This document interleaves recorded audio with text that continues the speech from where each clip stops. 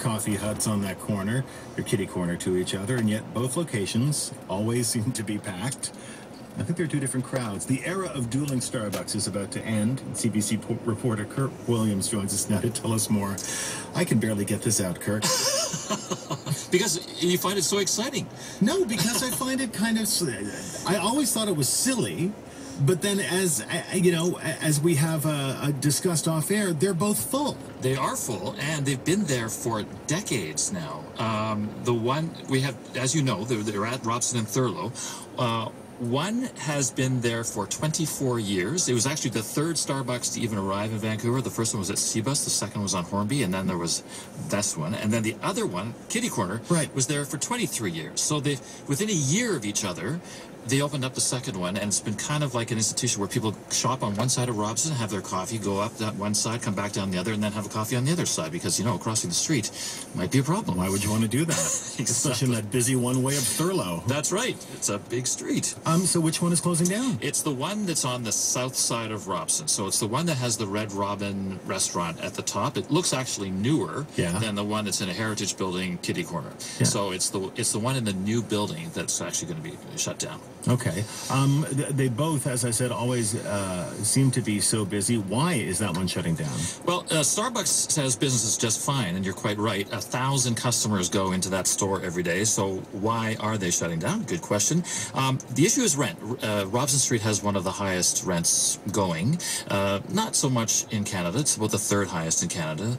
Toronto and Montreal have higher rents. But let's say you have a 1,500 square foot store at $200 a square foot per year. Your rent is $300 grand a year. Wow. And that's a small store. Yeah. So there are those that believe that that corner, being such a prominent one, can get $250 per square foot.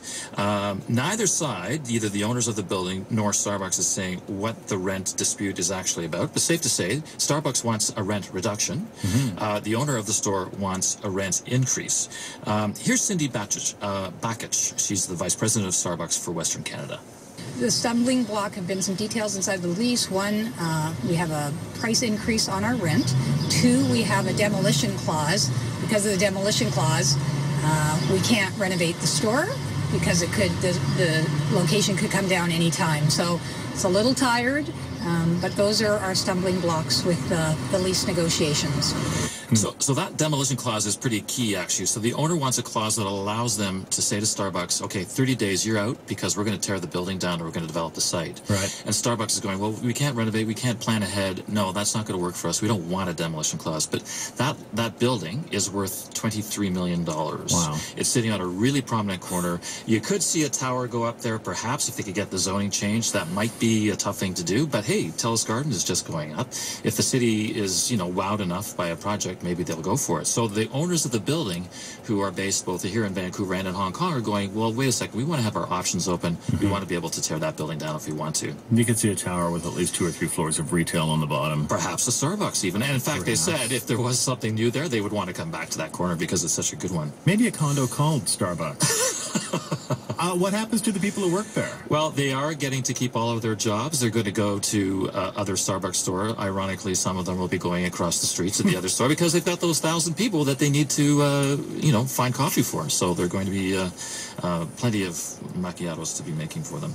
What is the qualitative difference between the two of them? I've always tried to figure that out. One of them has the motorcycles parked around it all the time. Yeah, a lot of bikers go there. And I think the other one is catering to more sort of business people. Am I wrong, or is that the way that kind of breaks down? Well, one guy we talked to... casual Starbucks and one's the business. One guy we talked to said that he actually just likes to go to the one in the Heritage Building, even though he was having a coffee in front of the newer one, which is actually the older one, because he doesn't want to cross that extra block. But, there are 8 Starbucks on Robson Street alone, so you might just get sort of, attached to one single Starbucks.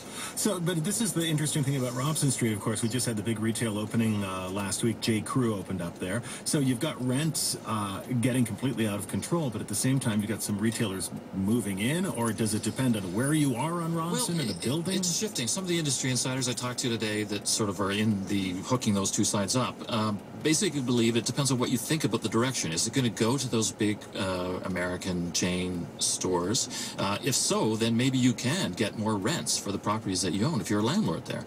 It depends on the kind of store that you're going to have or the image that you're going to have on Robson Street. There's mom and pop operations. You kind of wonder how they're going to be able to compete against that. But the rents are nothing compared to, let's say, Paris, for example, where it's $1,200 a square foot as opposed to $300. Yeah, but this isn't Paris. No, it isn't. No, it's not. People keep saying that to me. Oh, I don't, New York's expensive too. Yes, but this isn't New York.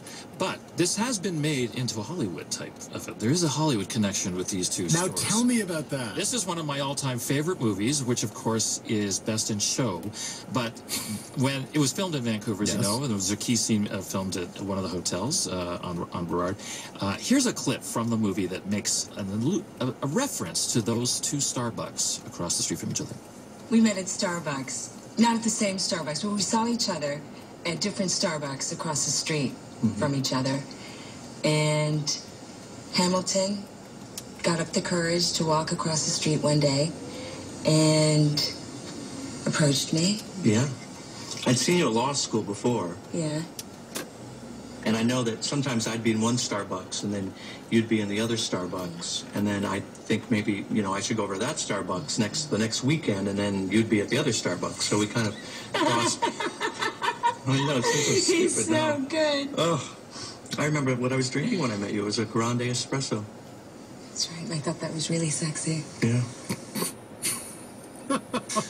There you go. How can you beat that? Now that would answer your question about what kind of people go to different Starbucks. Apparently, it's interchangeable. Immortalized on film, and a great film as well. Kirk, thank you. You're welcome. Kirk Williams, a CBC reporter. He works primarily with CBC Television. Are we going to see this story tonight? Yes, we're going to see it on Check at 6 and after Hockey Night in Canada on CBC main channel. Terrific. Thank Thanks. you, Kirk. Kirk Williams from CBC TV.